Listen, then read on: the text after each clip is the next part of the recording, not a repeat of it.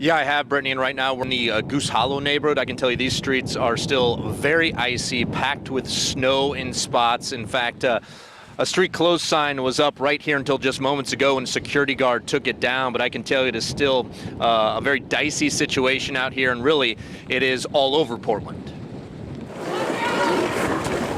At Northeast 41st and Wisteria, you'll find a great hill for sledding, but not for driving. We found several abandoned cars, even 2 Ridwell vans and a TriMet bus. And the driver of this pickup truck got stuck taking this guy to retrieve his car that he abandoned Wednesday night. And I had to leave my car. Fortunately, it was in somebody's driveway. Hope they don't tow it, but under these circumstances, I hope that they understand. Eric Zavala tells us he is frustrated, just as I'm sure the drivers of all of these abandoned cars on West Burnside would tell us. In fact, one did. Sky Frome says she was driving home from work when the storm hit. She ditched her car and walked. She says not because of her own shortcomings. I would say it was frustrating trying to drive around people who were just deciding to stop in the middle of the road instead of trying to move to the side.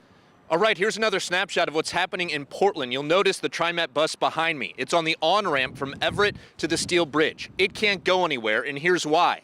There is a semi that is stuck right here, likely for hours. Next to the cab, you've got a sedan covered in snow. It hasn't moved in hours. And ahead of that, another truck. What a mess.